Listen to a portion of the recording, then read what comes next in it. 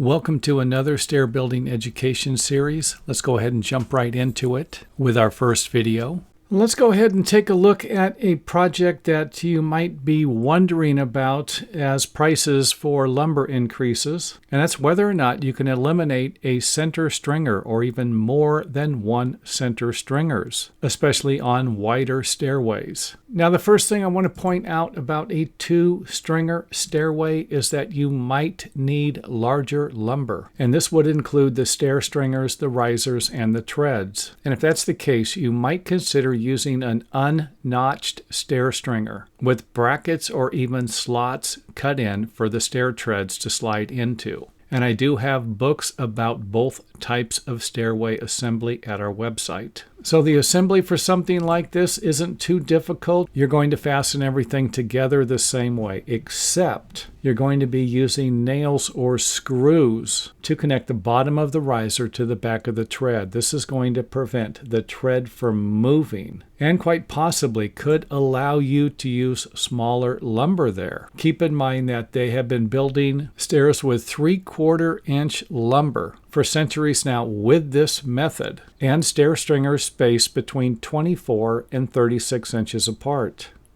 And in my opinion, I like the tried and true method, so I'm going to choose this one here as the winner because I have seen them used successfully over time with very few problems. Now, the one that I mentioned about the 3/4 inch thick solid lumber treads and risers might not always fall into that category. Well, we've all heard it before that old growth lumber is better than the new lumber that we're using today. So I thought I would go ahead and do all of my viewers a favor and try to figure out what the compressive strength is for the old growth, what it is for the new growth, and what's actually required by the engineers who created the span charts for rafters and floor framing. And according to them, the minimum compression PSI rating for a 16-foot long floor joist is going to be 237 PSI. And for a longer floor joist, like a 24-foot long floor joist, it's going to be 356 PSI. So the minimum compression rating will vary depending upon the length of the lumber. And now that we got that out of the way, let's go ahead and throw out some more numbers. The new growth number, according to one survey that was done by a university, suggested that old growth Douglas fir, they did not give the age of the lumber or where it was cut down or all this other stuff that probably makes a big difference also, was tested with a 567 PSI rating. The new lumber at a 464 PSI rating. And if the minimum I need for a 24-foot floor joist is only 356 PSI, then I don't think it's really going to make that big of a difference whether I use old growth or new growth lumber. Now, keep in mind that I've seen a lot of things over the years, and one of those is when someone else is trying to push someone else's agenda and make you believe something that might not be a big deal in the first place. So until these new homes start falling down because of the compression strength of the joist and the roof rafters, then I won't worry about using old Douglas fir lumber or reclaiming used lumber from an old house. And it's often harder to cut, and I can't tell you how many times you're going to split that lumber when you go to drive a toenail into it. And maybe that is because the compression strength is higher on the older lumber. And I really didn't spend a lot of time researching this. If you have other information, feel free to leave it in the comment area. And if I get enough of it, I will definitely make a follow-up video. Here's something that might be helpful for anyone who's planning on tiling their exterior stairway. You might have a concrete stairway and you're thinking, hey, I want to put some tile on it. And if you do, then you will be changing the rise if you don't follow the instructions in this video. So let's go ahead and take a look at here. We have 7 5/16 rise all the way up from the top of the sidewalk to the top of the concrete landing, and then we have 2 inches as a step up into the front door or the floor there. So 7 5/16 all the way up here. 7 5/16 and 2 inches. Now this measurement can vary. You come up to a landing, and then you can vary the stairway, rise, or whatever. It can change again, and I've seen that happen plenty of times. Now here's where it gets tricky. If you are going to tile the stairway, it's going to be best to tile everything all the way up. Otherwise you'll create a problem for the bottom and the top step here. Go ahead and take a look. If we tile the sidewalk and tile the top of each step, our risers will still be the same. Same thing at the top, same, we got 7 5/16. Only thing that will change will be this measurement here, 1 5/8. Now, if you choose to avoid tiling the landing, top of the stairway, you can see that measurement was 2 inches. Tile just the treads, top of the treads, you will have a 7-inch riser at the top, and then 7 5/16 coming down. The bottom you will have almost 7 3/4 inches if you don't tile the sidewalk. Now if I look at this here, this really isn't too bad. I got 7 and then 5/16. The variation here is under 3/8 of an inch, and most building codes allow you to have up to a 3/8 of an inch variation in the stairway. So something like this might be acceptable. Only problem with that is it's going to be hard to find tile that is floor tile that is going to meet those requirements. So when you put a layer of thin set down and then tile over that, you might be a little higher than you're thinking you will be. But if you can, then you might meet local building codes. Again, I'm using the word might. You would need to verify that with your local building department. So reason why I made the video was just to point this out. There are plenty of times I come up to a stairway that's been tiled, just like this right here. And at the bottom, the measurement's a little higher, and at the top, it's a little lower. And of course, it would make sense if you put something on top of a stairway with a rise of 7 5/16. Of course, it's going to shorten the rise at the top and make it a little larger at the bottom. So anyway, just wanted to throw that out there, something that you might think about before doing something like this, or something that you might think about if you are going to do something like this, but you haven't built anything yet. Then you could always adjust and compensate for that in the construction phase of the project. This video was inspired by another video I watched where someone had used a 2x8 regular construction standard lumber for a riser, and looked like they created some heavy-duty stairway. This thing looked like you could drive a truck up it, and I don't know if I would want to do that, and hopefully by the time you're done watching the video, you will understand why. So let's go ahead and get started. This is a standard stairway. I built a whole bunch of these, 3 stringers, 3-foot wide set of stairs, 3/4 inch plywood, and when I first started, we used 5/8 of an inch plywood. So let's go ahead and take the tread off, riser there, and take a look at it from the side.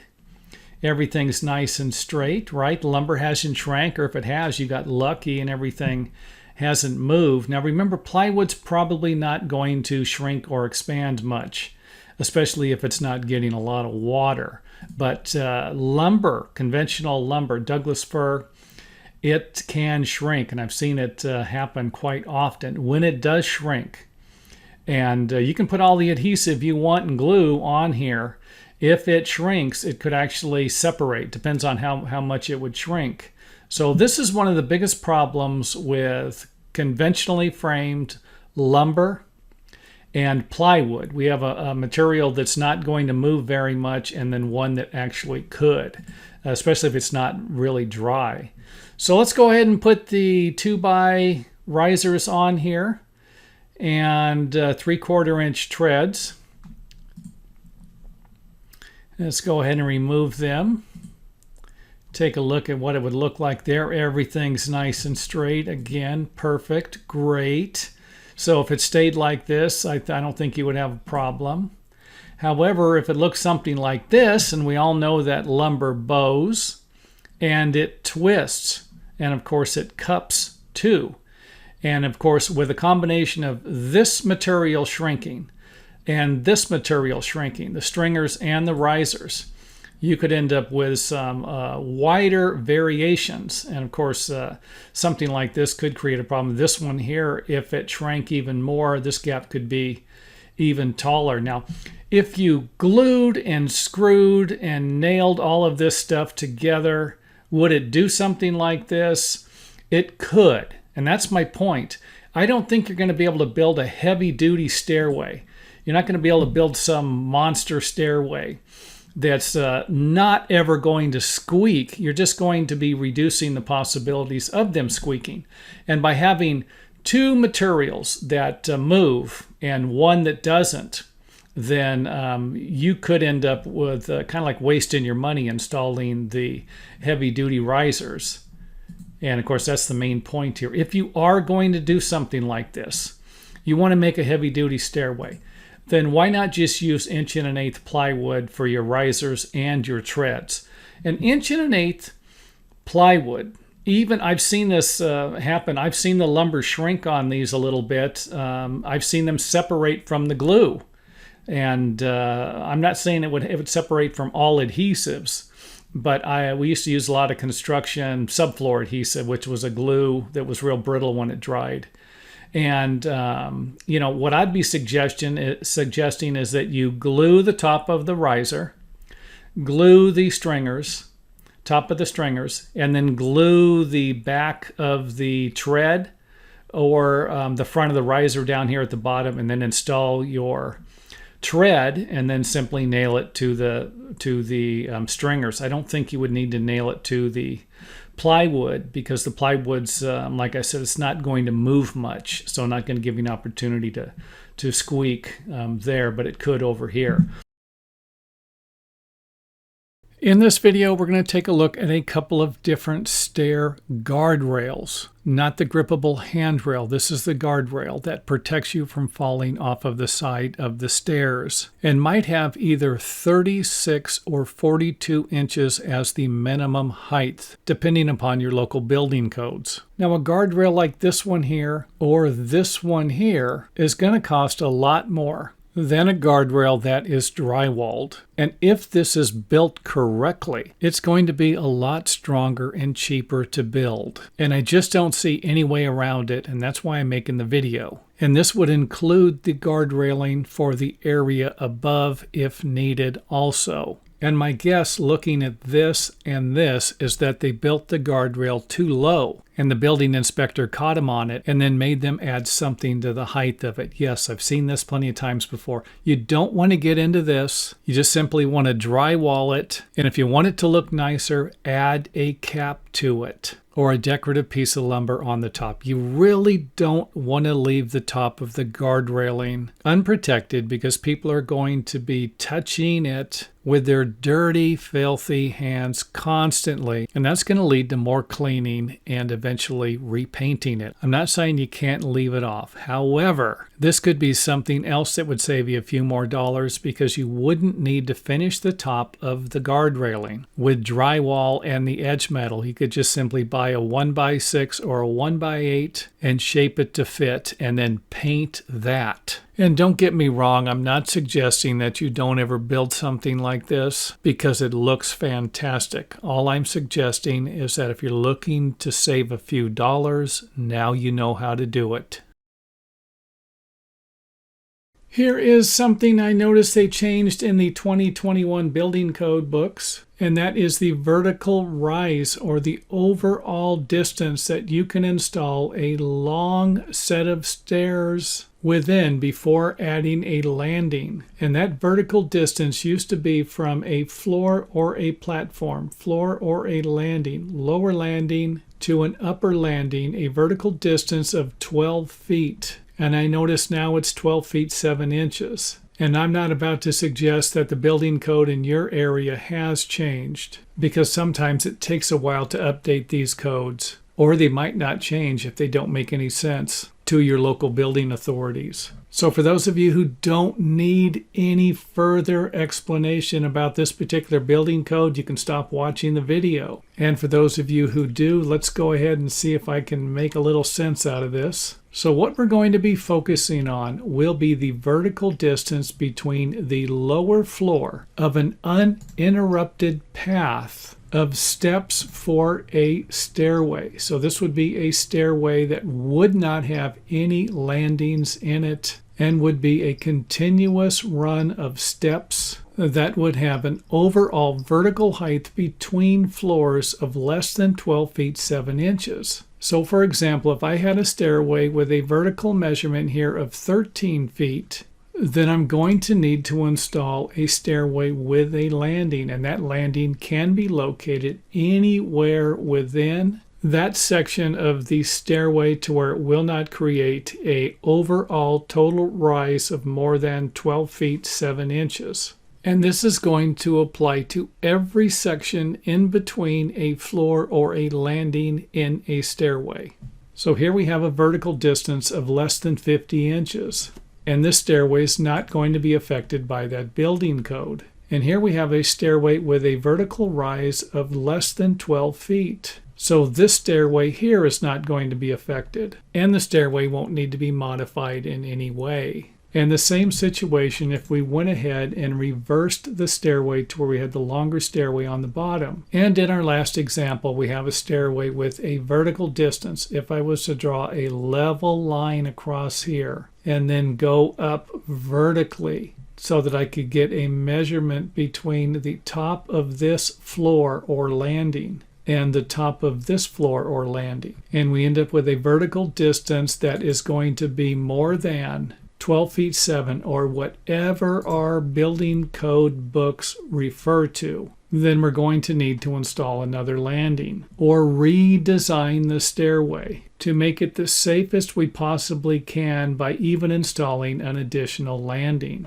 And even though I don't know for sure what the reason is for this building code, I think it has something to do with the fact that if somebody was to fall from the top here, that there would be a good chance that they could actually roll down a long section of a stairway that didn't have any landings in between it, providing us with a good reason why we're never going to do something like this if we don't have to, or the fact that multiple landings might provide us with safer stairways.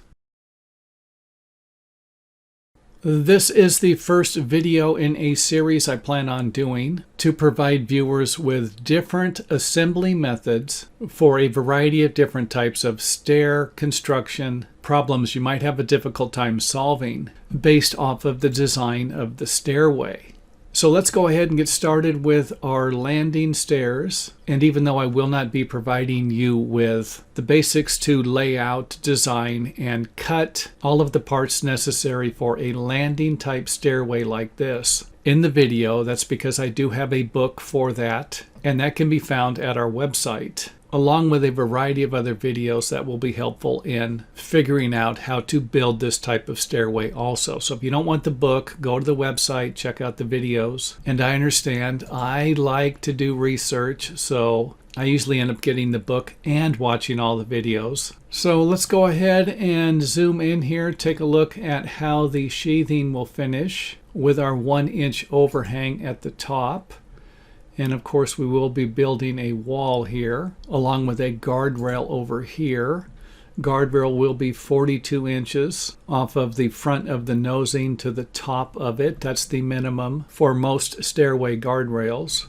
And we will be building another wall here. And these walls are basically going to help you create a firewall to provide some type of safe exit if there is a fire downstairs. And I'm pretty sure in a garage you're going to need a 2-hour firewall. And it's not a bad idea to provide a drywall spacer board here also that will attach to the stringer and allow you to slide the drywall in between the stringer and the wall framing when you're installing the drywall. And this stairway has an opening so that we can use the bottom area for storage. And again, just another option, you can always seal this area off. A view of the landing, sheathing, and the wall that we built here to keep the fire department happy. I mean, the last thing you want to do is leave something like this off, end up with a fire down here, you're upstairs, and you have no place to go. So keep in mind that some of these building code rules actually make sense. View of the bottom there.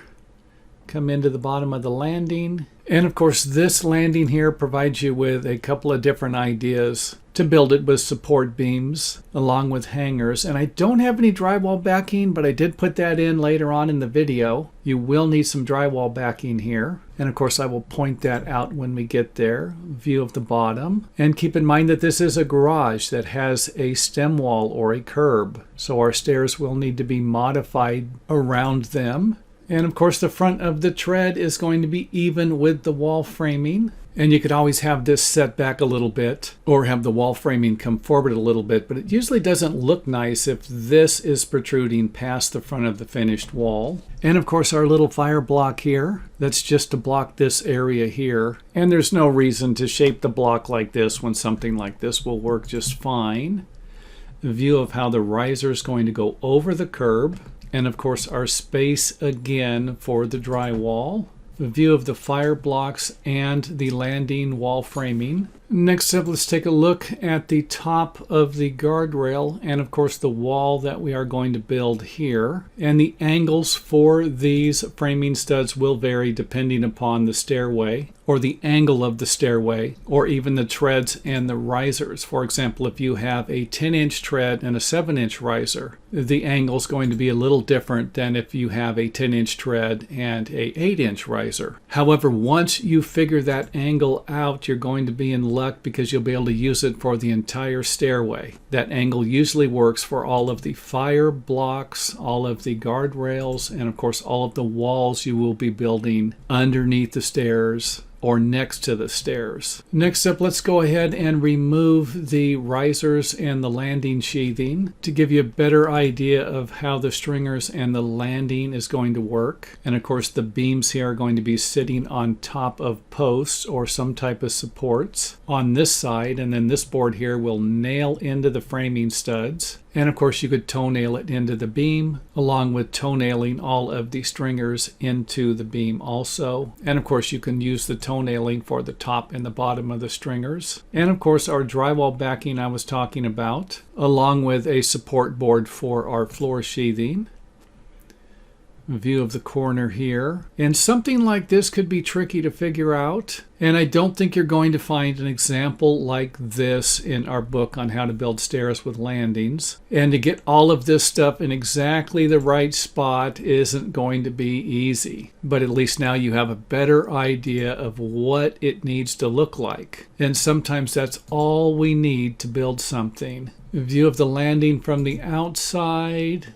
View of the bottom, and you're going to have to bring the stairway back a little bit or the wall forward a little bit. Then that will make more sense after we put the risers and the treads on. And you can always use some type of pins to attach the framing plate to the concrete. And I believe you can get tools fairly inexpensive for this at your local home improvement centers or lumber yards. Let's go ahead and install our risers and notch the bottom one over the curb. And then get another view of it there. And this is basically how I would install the risers and the treads. I'm going to install the bottom risers first. Then I'm going to install the treads and the landing sheathing. Then I'll go up to the top and install the risers and the treads to finish the stairway and the video. Here is another interesting question from one of our viewers and something that I always thought about myself. And even though I don't know if I can provide you with the exact interpretation of this, I am going to provide you with what I found in one of the building code books about exactly how far one of these steps can slope.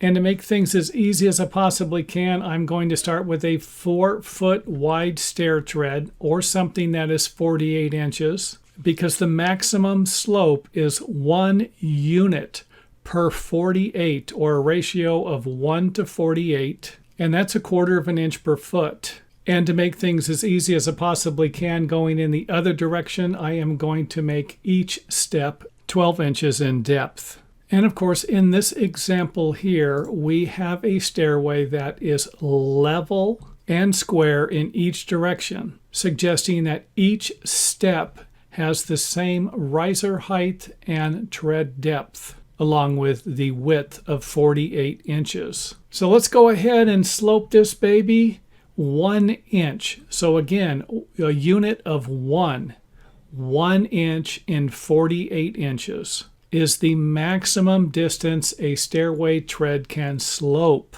And of course, now would be a good time to point out that even though you might be able to slope your stair steps, that a stairway like this won't meet the maximum riser variations of 3/8 of an inch per flight of stairs. So if I lower this an inch, I'm going to have 6 inches here, 7 inches here, and 7 inches on the other side, 7 inches up at the top, creating a problem for our riser variations. Now I do have more information about that at our website in the building code section. So check that out if you are going to be looking for more information. So again, a stairway with this particular design won't work because of the riser variations. And in our next example, we're going to slope the stairway to the right, again, 1/4 of an inch per foot. And something like this might have a problem at the bottom, where we have a low riser again of 6 inches and 7 inches going around the rest of the stairway.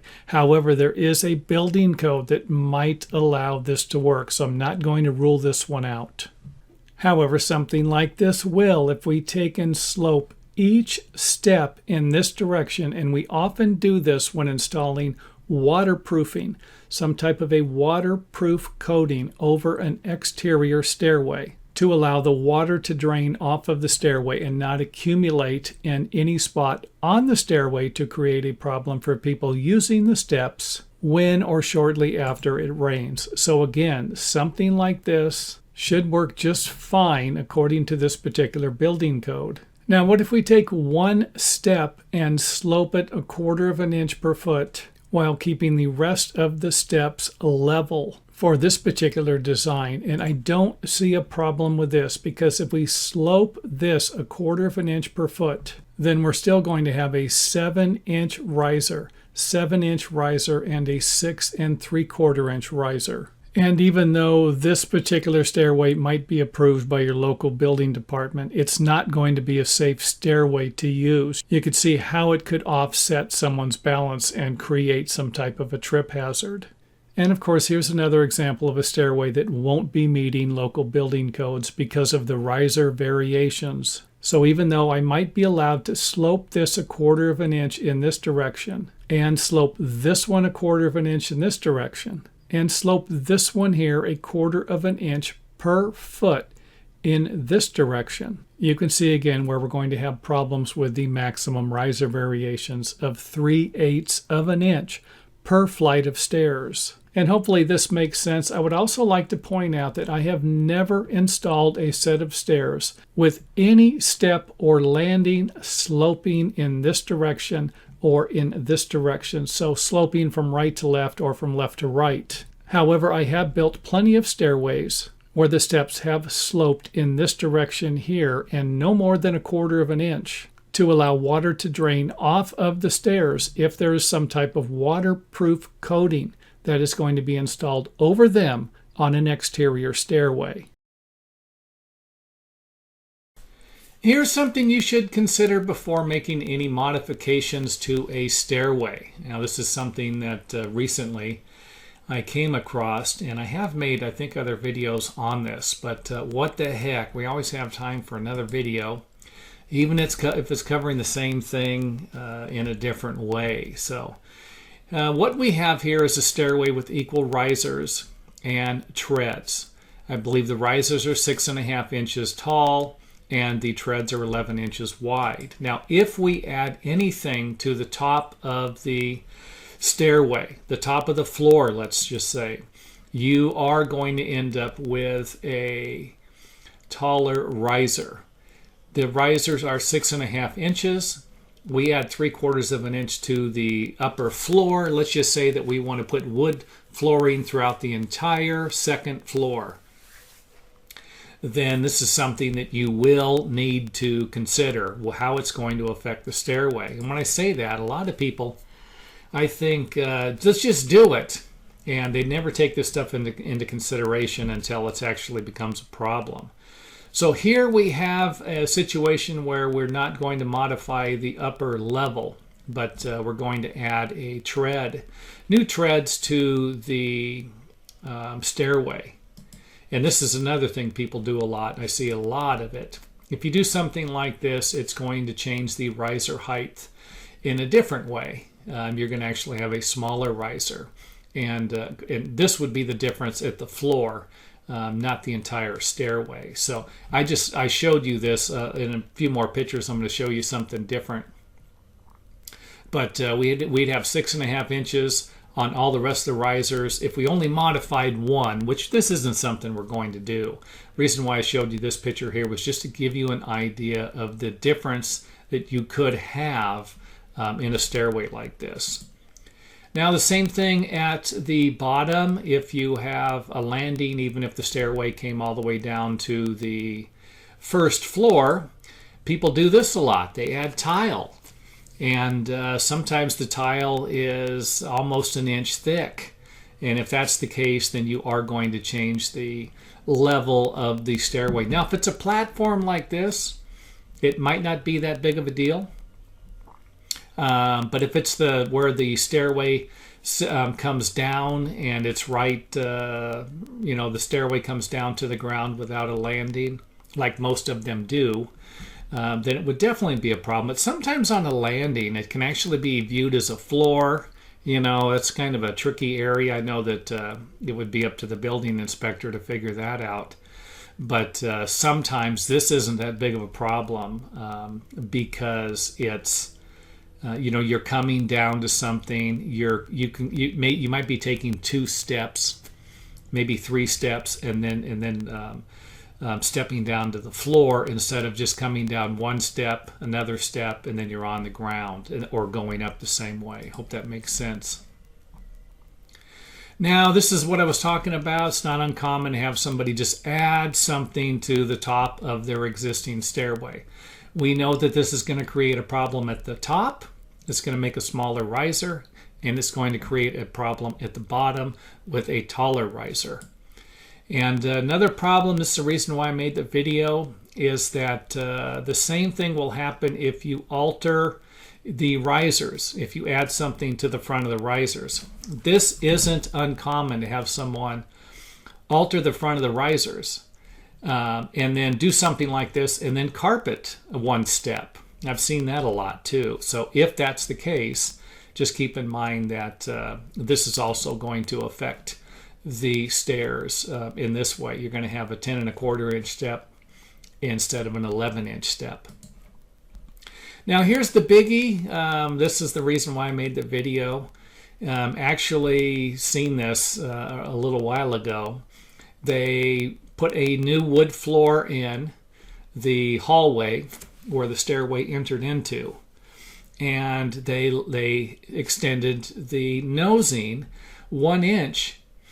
And they didn't do it to the rest of the stairway. So not only do you have a taller riser here, you actually have a smaller tread, a smaller step. So this actually, it created the problem by adding the riser, created a problem making the tread smaller to begin with, and then the nosing, adding an inch on, made it an inch smaller. So you're going from an 11-inch step to, I believe, a 9 and that'd be an inch, a 9.25 inch step. So that's pretty bad there. So keep in mind this, any alterations to a stairway can create problems with the riser and the tread widths, the riser height and the tread width, and this of course creates a safety problem. And thanks for watching. Don't forget to check out some of our other videos on YouTube. And if you can't find the videos on YouTube, make sure that you visit our website to find a complete organized list of all of the videos we've made so far.